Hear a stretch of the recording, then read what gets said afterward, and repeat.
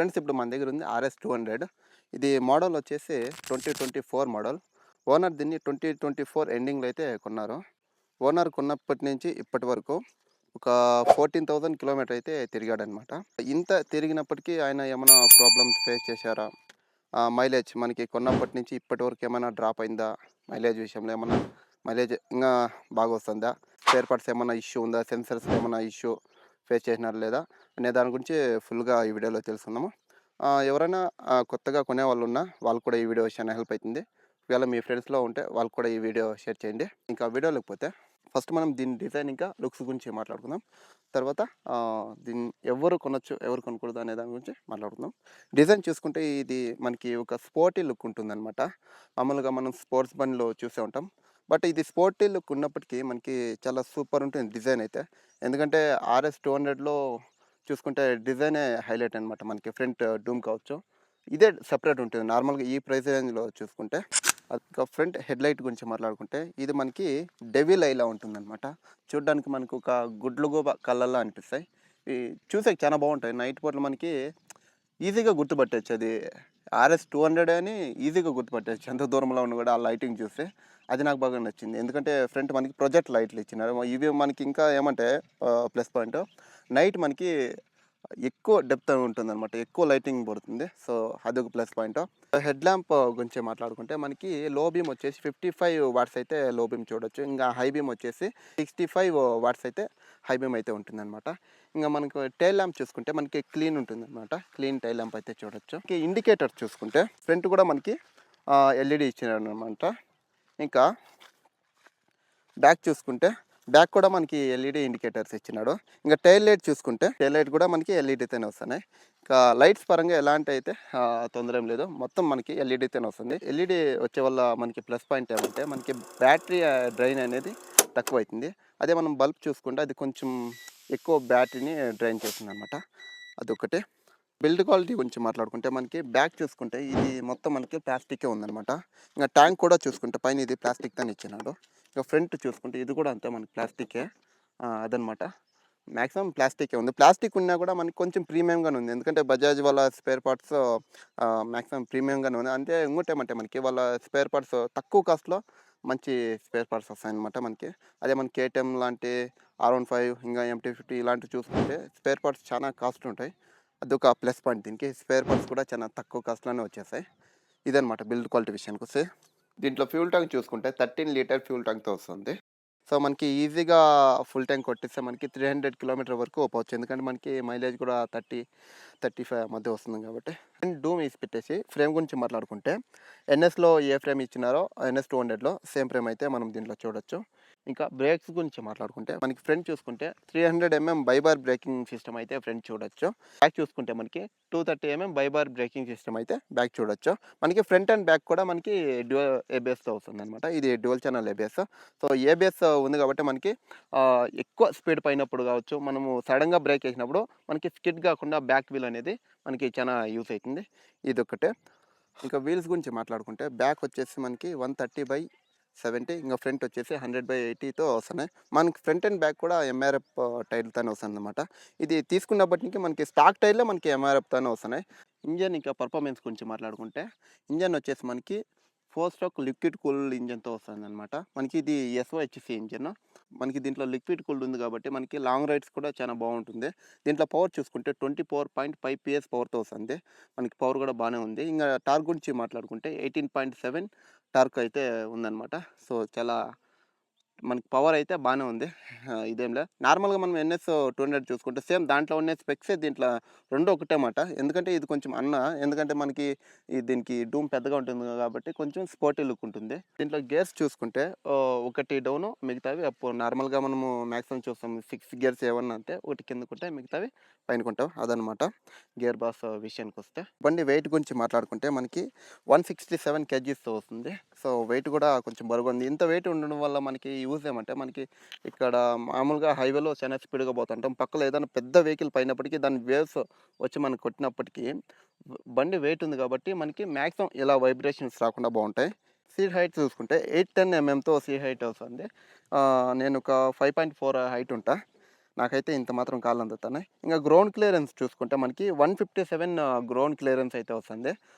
చిన్న చిన్న స్పీడ్ కట్లు అయితే పర్లేదు. కొంచెం పెద్ద పెద్ద స్పీడ్ కట్ల దగ్గర వెళ్ళేటప్పుడు ఒక్కరి పైన లేకుంటే ఇద్దరి పైన కూడా ఒకసారి చూసుకొని పోవాలి. ఎందుకంటే తగిలే ఛాన్సెస్ ఉంది. ఆ కన్సోల్ గురించి మాట్లాడుకుంటే సెమీ డిజిటల్ స్పీడోమీటర్ అయితే దీంట్లో చూడొచ్చు మనము. ఒకసారి ఆన్ చేస్తా చూద్దాము సౌండ్ ఎలా ఉందో. చూడొచ్చు మనం. ఇక్కడ చూసుకుంటే మనకి న్యూట్రల్లో ఉండేది, ఇంకా బ్యాటరీ ఇండికేటర్ కావచ్చు, హీట్ మేనేజ్మెంట్, ఇంకా ఇంజన్ ఇండికేటర్. ఇక్కడ చూస్తే మనకి ఎన్నో గేర్లో ఉందనేది కూడా ఇక్కడ చూపిస్తుంది.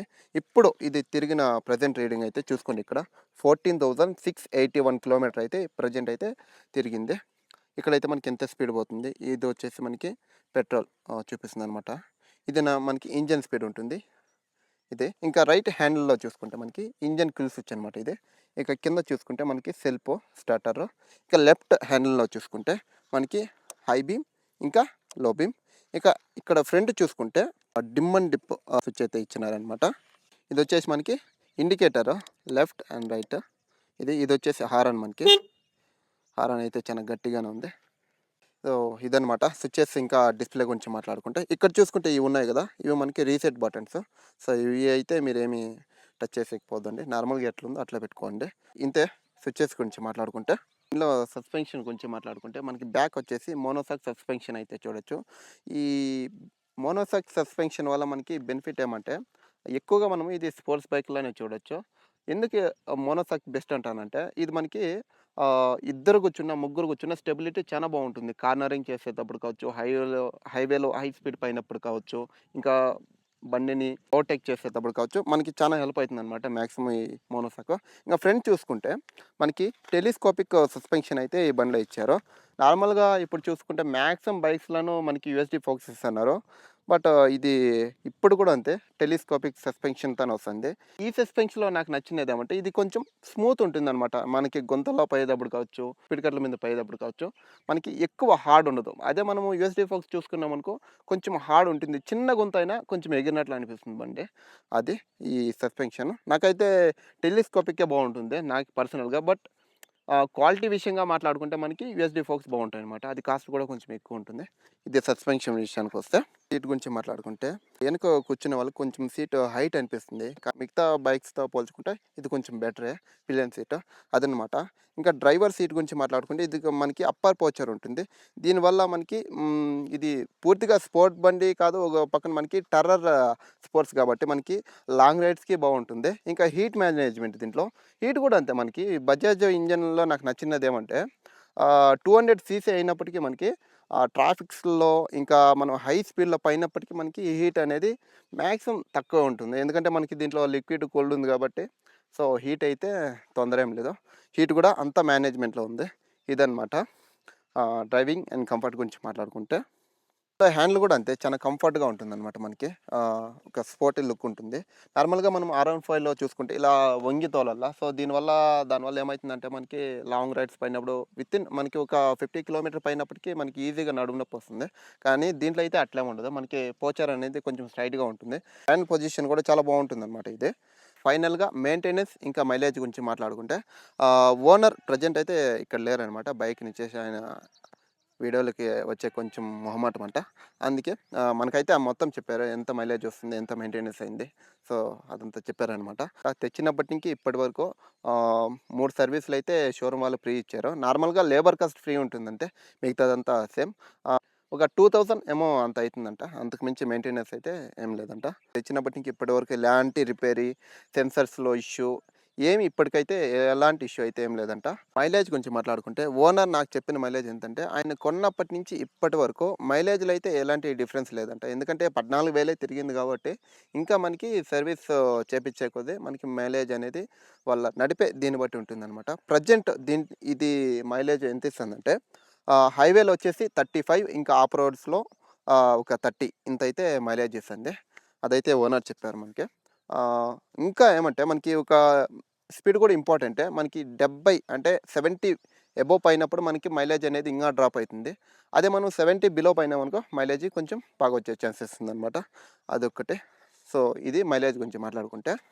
ఇది ఓపెన్ చైన్తో వస్తుంది కాబట్టి 500కి ఒక దఫా మీరు లూప్ చేసుకుంటూనే ఉండాలి. లేకుంటే మనకి కొంచెం తుప్పు పట్టేసి మైలేజ్ కూడా డ్రాప్ అవుతుందనమాట. చైన్ ఎంత బాగుంటే మైలేజ్ కూడా అంత బాగా వస్తుందనమాట. దీని చైన్ అయితే ఇలా ఉంది. దీనిలో ప్రైస్ గురించి మాట్లాడుకుంటే ఫస్ట్ ఈ ఓనర్ దీనికి ఉన్నప్పుడు 2024లో 2,25,000 ఎంతో ఉండేదంట ఫుల్ క్యాష్కి అయితే. ఇప్పుడు ప్రజెంట్ చూసుకుంటే మనకి జిఎస్టీ కొంచెం తక్కువైంది కాబట్టి 2,15,000 నుంచి 2,17,000కి అయితే వచ్చేసింది. ఇది మీకు ఇంకా కింద డిస్క్రిప్షన్లో ప్రైస్ డీటెయిల్స్ ఇచ్చిండా, ఒకసారి వెళ్ళి చెక్ చేయండి. ఇది ప్రైస్ గురించి మాట్లాడుకుంటే.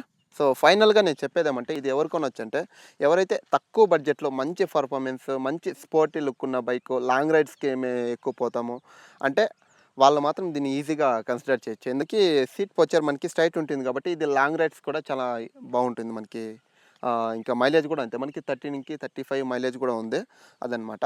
ఇప్పుడు ఈ వెహికల్ సౌండ్ ఎలా ఉందో ఒకసారి చూద్దాం. ఎందుకంటే పర్సనల్గా నాకు RS 200 కావచ్చు, NS 200 కావచ్చు, ఆ సౌండ్ అయితే సూపర్ ఉంటాయి మనకి.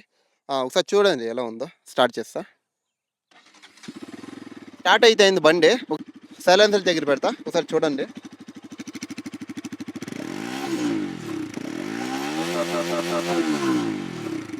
చూసారు కదా సౌండ్ అదిరిపోతుంది అనమాట. సౌండ్ ఇప్పుడు కూడా అంతే మనకి. అది ఎలా ఉండిందంటే నోట్లో నీళ్ళు వేసుకొని మనము అన్నట్ల సౌండ్ అయితే వస్తుందన్నమాట మనకి. Same to same Duke sound ఎలా ఉంటుందో అలానే ఉంటుంది. ఒకసారి నార్మల్ ఇప్పుడు ఇంజన్ దగ్గర పెడతా, ఇంజన్ సౌండ్ ఎలా ఉందో ఒకసారి చూడండి.